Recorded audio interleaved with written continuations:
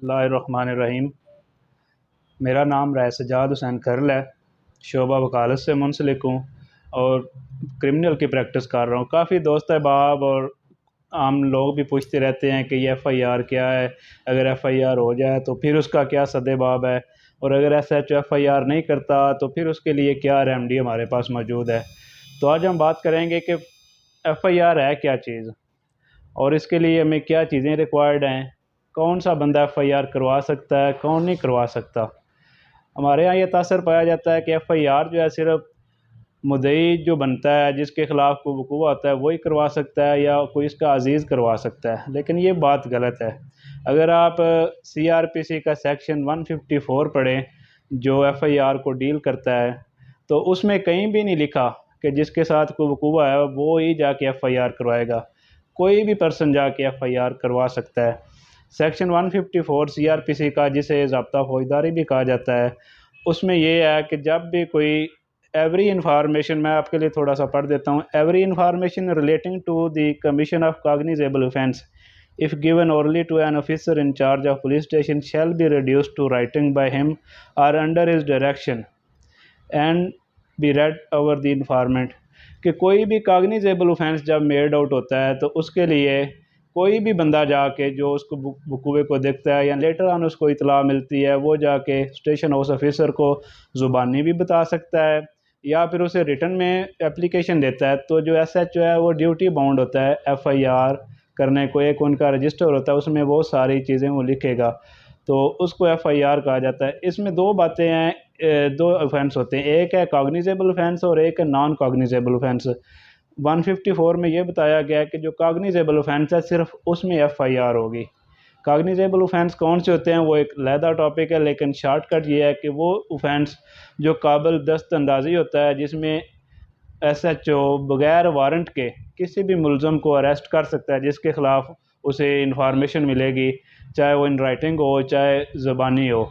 तो वो cognizable offence होता है जिसमें वो विदाउट वारंट अरेस्ट कर सकता है। नॉन कॉग्निजेबल ऑफेंस वो होते हैं कि जिसमें वो विदाउट वारंट अरेस्ट नहीं कर सकता किसी भी मुलज़म को। तो इसके लिए ये है कि वो ड्यूटी बाउंड होता है जी एफ़आईआर करने का। अगर वो एफ़आईआर नहीं करता तो फिर क्या उसके लिए लाए अमल होता है। कुछ लोगों को ये तासर होता है कि एसएचओ ने एफ़आईआर नहीं की तो फिर वो आईएएफ्स को एप्लीकेशन देते हैं, डीपीओ हो गया, आरपीओ हो गया, या अपर लेवल पे चले जाते हैं कि हमारी एफ़आईआर नहीं हुई। वो भी फ़ॉर्म ठीक है, लेकिन उसके लिए जो सबसे बेस्ट रेमेडी है, आप सीआरपीसी का सेक्शन 22 से 22B डील उसे करता है। आम इस्तिलाह में 22 से 22B चलता है, लेकिन सेक्शन 22 से सब सेक्शन जो 6 है उसके तहत जस्टिस ऑफ पीस जो होता है, ex officio justice of peace, additional session जज, पहले आप सेशन कोर्ट में वो अपनी फ़ाइल करेंगे पटिशन, उसमें सेशन जज साहब खुद भी सुन सकते हैं या जो एडिशनल सेशन जज साहब होते हैं उनके मतहत उनको मार करते हैं। उन्हें एक्स्ट्रा जो है वो दिया जाता है, ex officio justice of peace का जो अहदा दिया जाता है, उसके तहत वो सेक्शन 22 से सब सेक्शन 6 है सीआरपीसी का, उसके तहत किसी भी ऑफिसर इंचार्ज को वो जो भी आपका मुतलका थाना है उसको डायरेक्शन देते हैं कि अगर इसका कॉग्निजेबल ऑफेंस मेड आउट हुआ है तो उसके लिए आप जो कंप्लेनेंट है उसकी आप स्टेटमेंट रिकॉर्ड करके 154 के तहत तो उसे अकॉर्डिंग टू लॉ प्रोसीड करें। अभी आपने रिसेंटली सुना होगा कि ये जो वकूआ हुआ है राना सनाउल्लाह वाला, कि राना सनाउल्लाह और सीसीपीओ के ख़िलाफ़ जो पर्चे के आर्डर हुए हैं वो भी सेक्शन 22 से 6 के तहत एडिशनल सेशन जज लाहौर ने एफ़आईआर के आर्डर दिए, तो तब उसके ख़िलाफ़ ये एफ़आईआर हुई। ये भी एक अच्छा फोरम है, आप ये अवेल कर सकते हैं। अगर फिर भी आपकी बात नहीं बनती तो उसके लिए आपके पास एक और रेमेडी है, इस्तगासा जिसे हम बोलते हैं, प्राइवेट कंप्लेंट भी होता है, वो सेक्शन 200 है जी सीआरपीसी का। इसके तहत आप इस्तगासा दायर करते हैं। वो जो आपका वो रेलिवेंट फोरम इलाका मजिस्ट्रेट होगा, जिस थाने का वकूआ है वो थाना वाइज डिवीज़न हुई होती है मजिस्ट्रेट की। आप इलाका मजिस्ट्रेट जो भी बनेगा जहाँ आपका वो वकूआ सरजद हुआ है, आप सेक्शन 200 के तहत कंप्लेंट फ़ाइल करेंगे इलाका मजिस्ट्रेट के पास। वो फिर देखेंगे कि अगर वो ऑफेंस मेड आउट हुआ है या आया कि बनता है या नहीं बनता। सरसरी शहादत रिकॉर्ड करने के बाद वो आपका जो है ना वो इस्तगासा चलेगा।